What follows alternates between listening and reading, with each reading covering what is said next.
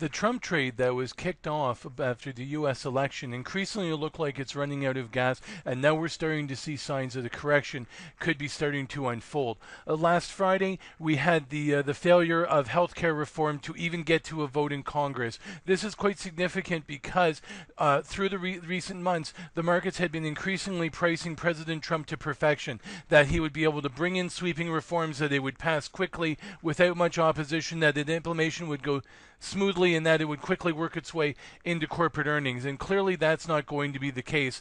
Political reality, I think, has finally caught up to the markets. So we'll be watching as we unfold here how much of a correction might we see as the president then shifts his focus toward tax reform. As we look at major U.S. indices here, we'll start with the Dow, and what we can see is that it had gotten extremely overbought in early December, and we saw a sideways consolidation for a couple of months. Then we had another big rally into the 1st of March. Market got really overbought again. We started out with another sideways correction, but now we're seeing things start to break down. First thing was this uptrend line was broken and was never able to recover from that. And also we saw resistance come in at 21,000. Once we fell back under it, then it was never able to get back above that either. Now we're seeing the market starting to come back down. We've seen this channel support here fail near 27.85, and now here we're seeing the market coming back, probing its 50-day moving average near 24.75.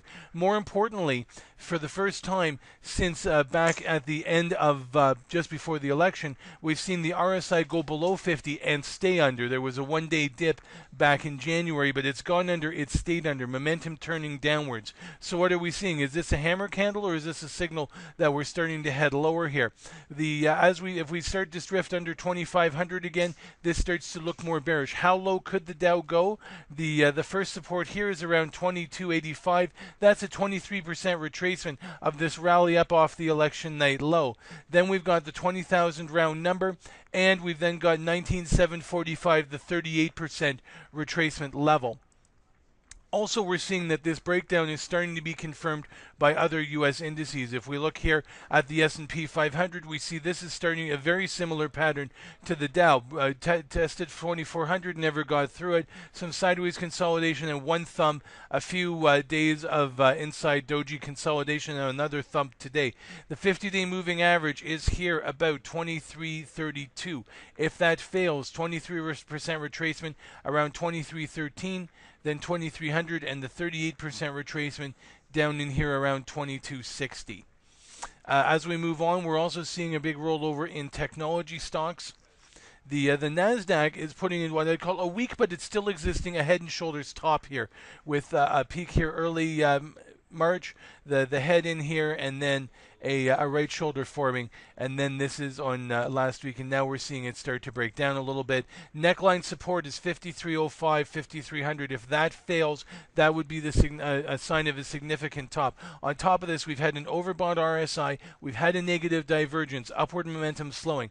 So far, 50 is held on support, so we don't have the downturn break we've had on the Dow and the S&P, but at the same time, it's still looking technically vulnerable here.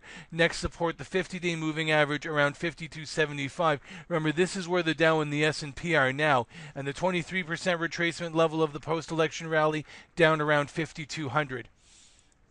The last thing to note here I will mention is the small cap, the Russell 2000.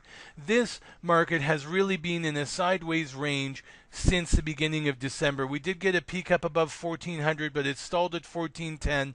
Since then, we've seen lower highs emerge in the index. We've had a growing negative RSI divergence for some time. We're now testing a channel bottom here around 1345. So far, it's holding. It's been breached a couple of times. That's 1333. If that fails, next support comes in around the 1305 level. Interesting, by the way, this 1344 channel support, also the 23% retracement. So we're seeing these things come up again. 50-day average, 23% retracement. We're into what looks like a correction mode for U.S. markets that could persist for some time.